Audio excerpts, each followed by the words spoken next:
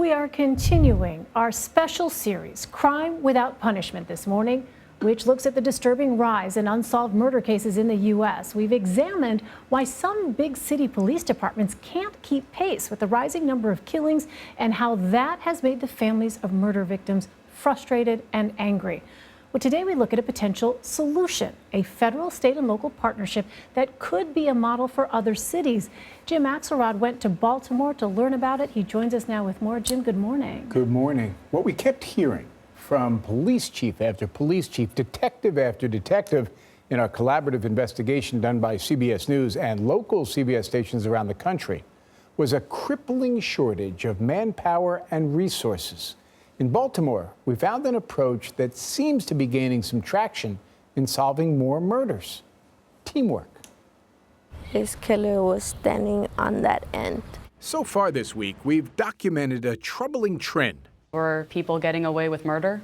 The rate of making arrests in murder cases is at a 50-year low. Baltimore police are pleading for help as they work to solve 16 shootings and 28 armed robberies. Baltimore is no different, where police solve less than half of the homicides. Except here, plenty of room, big space. They just might be finding a solution to this disturbing problem. There it is.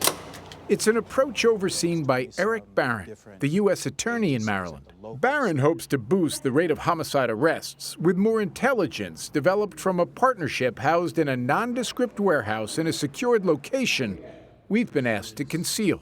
This is the Organized Crime Drug Enforcement Task Force. Morning, you had a couple search warrants you did? A strike force of local and federal authorities taking aim at Baltimore's violent crime. The law enforcement community is so balkanized. You got local, state, federal.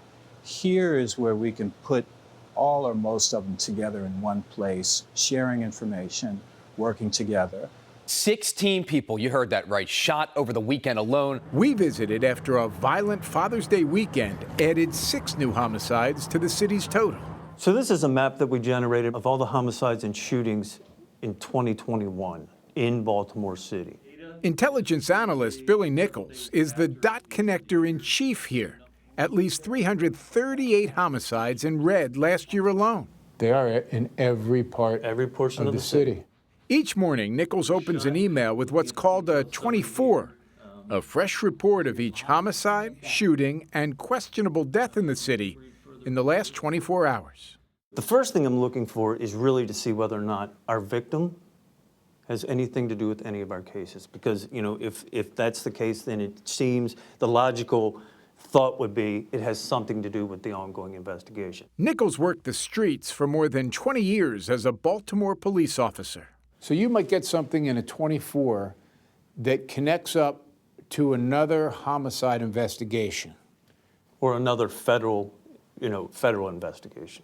Triple C was as organized and savvy as they are violent and relentless. The idea is to build big cases that take lots of murderers off the street at once, like the 15 Triple C gang members linked to 18 homicides and 27 other attempts. They were indicted last summer on drug, racketeering, and conspiracy charges. This business was built on violence, murders and shootings of rival gang members and drug dealers. John Lenzner was the acting U.S. attorney in Baltimore at the time. One indictment can not only lead to violent gang members serving in prison, but can also help a city clear a number of homicides that have gone unsolved for a number of years. Eric Barron, the current U.S. attorney, calls it the Al Capone strategy. The violent mob boss wasn't busted for murder in the 1930s. He was convicted on tax evasion charges. The problem is a 50-year low in clearing murder cases. The solution, if I hear you right, is cooperation.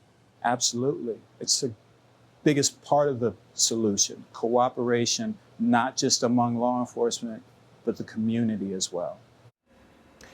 You know, Jim, it's really interesting to hear him say that because so often we hear with law enforcement sometimes about these sort of territorial turf wars, right? Intramural People don't disputes. want to share Sure. information, and Yeah. they're trying to protect their own sort of turf. So I'm wondering, in the case of Baltimore specifically, why is it so difficult to close cases there? You know, you can look at any of these cities and talk about specifics to those cities, but actually what we found in the course of our investigation, both with the CBS investigative unit and this collaborative effort with CBS stations around the country, a similar theme, which is until you get past the erosion of trust that has happened between police departments and certain communities, specifically communities of color in a post-George Floyd world, until you restore some of that trust, you're going to be missing out on the witness accounts and on the leads that might be generated by these interactions.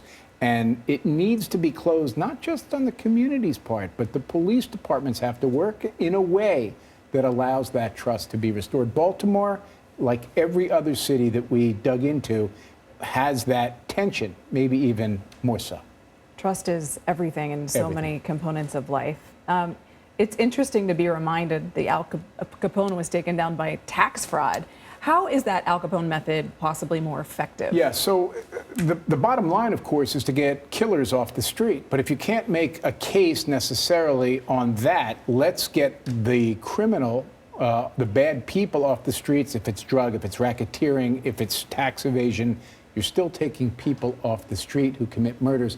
That lowers the homicide rate, and that helps begin to reverse the trend of solving homicide cases. We've been talking all week about under-resourced, understaffed police departments. Well, if they have fewer cases to investigate, then perhaps the success rate in those they do have will go up. So is cooperation here sort of the bottom line answer, some people think, to solving, like in Baltimore, all of those unsolved murders? Well, not just cooperation, but this teamwork approach, which is really a sharing of intelligence. So you could throw the sort of umbrella term of cooperation, but specifically, so much intel is developed, think about it, with all of these agencies that we just saw. But what good does that do if the agency that is sort of in the county and you're in the city, if you don't know what each other's doing? Mm-hmm. This is sort of a clearinghouse for intel and a coordination effort for the intel.